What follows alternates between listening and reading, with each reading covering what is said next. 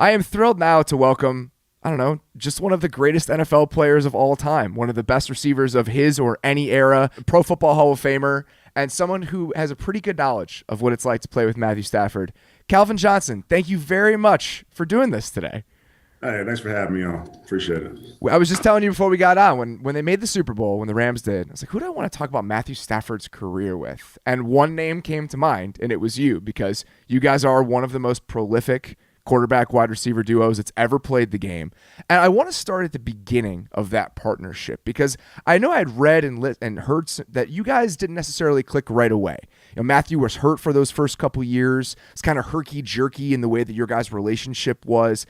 So when he got back healthy in 2011, how do you work on a connection like that? When did you guys do it? What do those conversations look like? Just kind of take me through how you guys built that partnership together.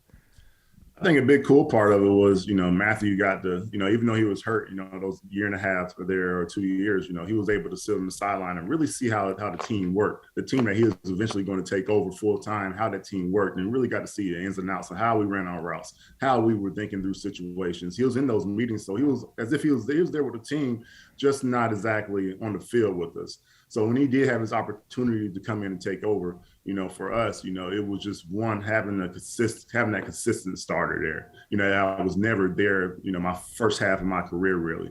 And then when he came in, you still weren't sure at first because he had the shaky first 2 years, but the kid had a lot of grit. You could see the work ethic. You could see him just the want to be great. And we already know that he was 2 years behind, so he was going to dig himself out of a hole in order to, to achieve some of the goals that he personally had. But he did it, and I think it was literally just the time in the off season, the time we put in OTAs, and the communication, the time in the film room that just led up to that, that trust that we had with each other, because he knew that I was going to work my tail off and try to be the best that I could be, and then so he did the same thing. What kind of particular route or combination or concept do you guys feel like you clicked on the most? That's like, this is where our partnership really shines. Probably that's tough. The China or the slant route. They're ran almost similar depending on the coverage, but just 5 yards at the end. One of them's really flat, one of them has a little slight angle on it, but really just being able to beat that in any and every coverage. That was big for us. And obviously the deep routes, just the trust there for him to throw it up. And I remember talking to Todd Downing a couple of years ago and just about you guys and your partnership. And he was telling me that you guys would go into a given week and they'd look at all the coverages the team was running the week before, man, just aggressive type coverages. And he's like, we could throw all this stuff in the garbage. Like they're not going to run any of it. We're not going to run any of this stuff against us. And you guys were getting a lot of what he described, because he was in Minnesota with Randy Moss, as the Randy Moss coverages. They're just clouding one side, taking away everything deep. And so you guys kind of reacted by running sort of these lazy in-breakers over the middle, and it kind of resembles a lot of the backside digs that Matthew hits within the Rams offense. So how did that, when you guys go into a game knowing that, we're like, we have to throw this shit in the trash, like they're not going to do this against us, how do you react to that? Like, how do you adjust to that in the moment? Because I assume it's difficult to do that in real time. In the moment, it's just, you have so many conversions on each route. So we know, going into the game, I know what look I'm going to run off each route just from looking at my play cards. So it's instinctual when I get to the game. Okay, I got a 4-way go right here, depending on how he plays. I've already visualized this. I already know what's going to happen, even though the play hasn't happened yet. But I think that, just really just about being in sync and getting those practice reps in. I was watching some plays yesterday, and one of the things that really jumped out to me is just, we have a joke on this podcast with Matthew Stafford that it's just all trick shots all the time. Like that's Matthew Stafford's style as a quarterback, and there are a lot of them on your guys' tape together. The play before the quarterback sneak in that crazy game against Dallas, the ball he fit into you there. There was a throw when you guys played at New England, like an outbreaker that from his angle, his willingness to throw that ball was just insane. How do you develop that level of implicit trust where even when there's nothing there, he's willing to throw it? And how, as a receiver, do you understand it doesn't matter who's around me? I have to be ready to catch this ball every single time I'm out in a route. That mindset for catching the ball, anything in my area code came from a long time ago, college days. but really just the trust that he knows that I'm gonna have my body in position where I need to be to have. He knows I'm gonna keep my leverage on every play. I think that's where the trust comes from, being able to see that, okay, after each route, this guy always has the right leverage. Okay, that gives him a little bit more trust to throw me the ball, and then knowing the fact that I'm not going to let, for the most part, I'm not going to let anybody intercept the ball. It's going to end up for the most part. That's just that's just the second level to that. So I'm curious, when he got there in 2009, obviously big time recruit. You probably were aware of him a little bit just with the fact that he played at Georgia. Yep. When you're around him at those practices early on, how is he different as a thrower? Because we see it, like the ball explodes out of his hand. Practically, when you're catching that ball and working with a guy like that, how is it different? Man, I'm going to give you the funny thing. Matthew, when he came in, Matthew was pudgy. He's not as fit and trim as he is right now. But it's like all Matthew did was probably like bicep curls, because all he did was gun the ball. And if you watch him ever in practice, he probably still does today. He's always sitting over there with his fist clenched like this. He's just sitting his hand down. It's never open. It's always clenched. And I always used to get on him like, man, that's why all my fingers are messed up. And that's why you go to ball so damn hard, because you always got your dang fist clenched. You're gripping the ball too hard. But sorry, I got off the dang question. No, that's amazing. So when that ball is coming that way, how do you get used to the way the ball comes off his hand? Because I'm sure there was an acclimation period, just because he's a different sort of thrower. Oh yeah, definitely acclimation period. I'm going from having all like 5, 6, 7 different quarterbacks, and everybody throwing a nice little fat little beach ball. I'm just thinking of those Sean Hill balls with like just enough loop on them. Yeah. That's exactly it. Going from Sean Hill to Matthew Stafford is not a good thing. You end up with fingers looking like that, So I threw this out on Twitter yesterday, and I'm not going to try. You don't have to say anything because it's weird to like pump yourself up. But I truly believe that watching you guys, I'm not sure there was a more purely talented wide receiver quarterback combination that in the modern era, at least, or maybe that I've ever seen. Just because Matthew is such a supernova of throwing ability, and obviously you're built like no other receiver that's ever really played the game.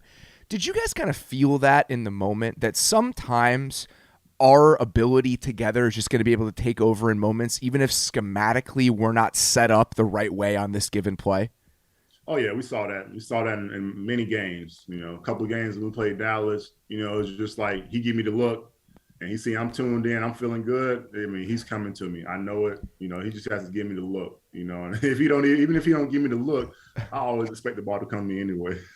So that's funny, because I wanted to ask you about Cooper Kupp, because obviously he was pushing some of the records that you set back then, and the common ingredient between the historic season that he's had and the historic season that you had is that Matthew Stafford is the quarterback.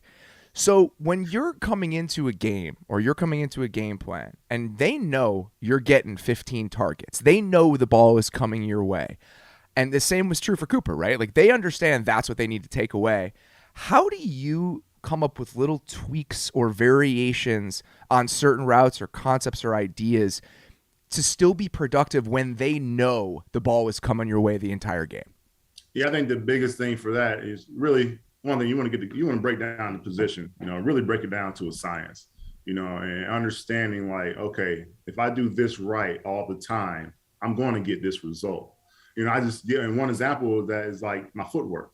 I know if I get in and out of my route in 3 steps, there's no way the DB, I don't care if he's sitting right there on the route. If I get in and out of my route in 3 steps, there's no way that he's going to be able to make a play on that ball. And when I watch the film, the data, the film proves that. So really just getting it down to a science. And there's many other things, I guess, within the position that you can break down to a science, but really just breaking it down to a science. And to me, I mean, it's a science, but at the same time, it's like art out there as well. With your frame, was it difficult to kind of get down the change of direction aspects of the position at a certain time? Because obviously, you're galloping down the field. Like the deep ball, just overall strides that you have are beautiful. But just short area stuff, talking about running slants. Is that something, an area you had to work on a little bit more? Of course. I'm a big guy. I'm out there playing at 240. Got a size 15 shoe. I got to be able to get in and small spaces with the DBs that are like 5'10". I got to be able to move like these guys. I got to be able to move like a small receiver. And so I lived in the ladder route, in the ladder before practice, after practice, in the off season. The ladder was my friend. I couldn't get enough of it. just really just making those quick twitch movements with my feet become instinctual. I wanted to ask you, have you watched Jamar Chase at all this year? Man, I haven't really seen a whole lot. Not I don't get all those. I don't get all the LA or Cincinnati games, but when I do get a chance, especially late in the season, I was trying to watch those guys because I enjoyed watching Joe Burrow when he was at LSU, and obviously Chase was there with him. So I mean, that's an awesome story, just having your same quarterback. Is there a young receiver in the league that you have seen a decent amount that you've really liked watching? Somebody that's really piqued your interest? Yeah, obviously Jefferson, obviously Chase, those guys from LSU. I like my receivers that are up in Buffalo. I got Diggs. I saw him when he came into Minnesota, so I'm proud to see his evolution. I had no idea he had a younger brother that was great, as well. So that's pretty cool. Keep it in the family. Gabriel Davis, had the pleasure of meeting him recently. I'm proud of him and the success that he's had in that one, especially in that one playoff game. Goodness gracious, he went ham. But other young receivers like the CD Lambs, those guys, man, it's a plethora of talent out there. It's hard to pick because each week is somebody new, but consistently playing this year. I mean, obviously Cooper Kupp, when Robert went down, he had to take over and really hold up the receiver group. But also, another thing I did like, another young receiver I like, Van Jefferson. That's my receiver coach when I was in Detroit. Yeah. Van was out there when he was waist high on me out there watching Matthew practice, and to see Matthew doing touchdowns to him today, that's pretty cool. It's funny because it's one of my favorite parts of the position is just that you can have so many different flavors of the position, right? Like Cooper plays the position differently than you did. Stephon Diggs is 6 foot 200 if he's anything, and then you just talk about having size 15 shoes and playing at 240, and you can still affect the game in the same way. It's one of the coolest parts of just the receiver spot in general. So I wanted to ask you, this is a for me question. Who was probably your just toughest matchup that you had to go against over the course of your entire career? The guy that just gave you the most problems consistently? The guy that gave me the most problems consistently, I always start with, I always go back to Al Harris. And I only go back to Al Harris because he taught me that, early in my career, like, okay, this is how I'm gonna have to be. This is how I'm gonna have to play in order to, if I got to play somebody like Al Harris every game, this is the mindset I got to come with. Because Al Harris, every play, I remember Roy Williams when I was in Detroit, hated playing against him because I remember my first week playing Green Bay and as a rookie, Roy was like just in a bad mood.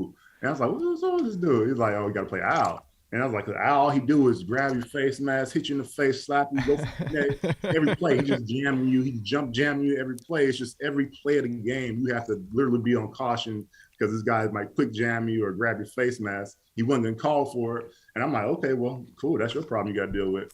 And then lo and behold, I had to play Al the whole game. So I got my taste of it. And it was just like a wake-up moment for me, just like, okay, if people were going to be trying to hit me in the face, I got to get nasty. I got to get violent. I got to get dirty.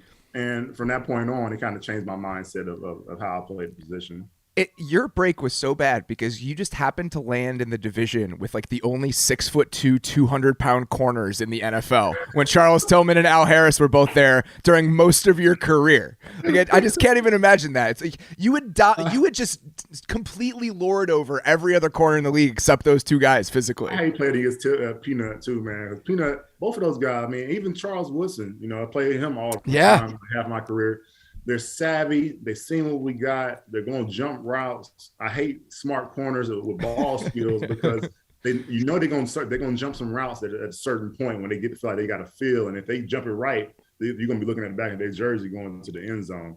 So, yeah. So the last thing I wanted to ask you, you guys obviously had some incredible seasons in Detroit. That 2011 season, the 2014 season, the record-breaking season. Why do you think it never all came together? Why do you think you never had that run that the Bengals are on now? Examples like that where you just broke through one time. Yeah, I mean, I thought we were going to be there in 11. We made that playoff appearance, hit the wild card. I feel like we should have beat, New Orleans down there. We dropped like 3 interceptions, which totally changed the game. Why didn't we have success there? I feel like we had a team. I honestly feel like we had a team. I feel like we had the D-line. We had the O-line holding up for Matthew. We had the Sue. We had Fairley. We had C.J. Mosley. We had the mean, nasty D-line that was getting after the quarterback. We had a secondary that could make some plays. We had the pieces, I felt like, at that time. to take it all the way. It's just, it takes time. It takes a little bit of time. But when you have, I feel like when you see that you have that chance in that moment, when you have those group of players together, at that point, you got to go all in, just like Sean McVay did, Yeah. and get the red to get those missing links.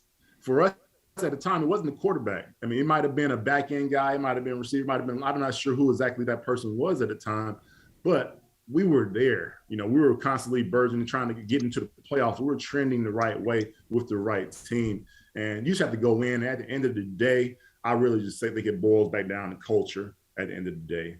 The culture within your workplace, it either creates a place where people want to thrive or they don't.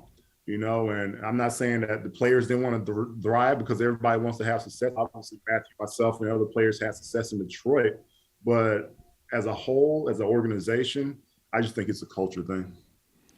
So I wanted to just last thing, obviously Matthew is so well known for just the fourth quarter comeback stuff and just how resilient he is in those moments. And as somebody that's an outside observer, he seems very quiet, and very unassuming. He doesn't really let a lot of people in, even when they're tasked with writing like long profiles of him. It seems like he's very guarded. As like a personality and as someone in the locker room, what sort of presence was he? Matthew, great guy, man. Matthew was like just, you say the average Joe with a cannon, just because he fit in with the guys. He communicated. He was able to communicate with everybody. Sometimes in locker rooms, quarterbacks have a little bubble. Yeah. They just stick to the quarterbacks. They all stick together. They go to their meeting rooms. They go to practice together. Our locker room wasn't like that. We had Dan Orlowski. We had Matthew Stafford. Dan was a great debater. He'll argue with anybody. As he does now. As he does now. And Matthew was just like the even keel, just consistent guy that's constantly trying to improve upon himself. Provide, good times for his teammates. He'll have parties, have guys over to his house, so I think that, I truly believe that he's growing into a better leader over time as well. And I say that because I see the sync and the connection that he's having with his receivers, even Odell. You got to have a lot of communication, especially with somebody new coming in like that, in order to get them on the same page and to help them thrive. And I believe he's doing that. Matthew, after last season, that's pretty much when your career ended, right? Like you didn't have this second run with another team where you got to kind of chase a championship in these really cool circumstances. Watching him get this chance, what has this been like for you? Just live vicariously through him. I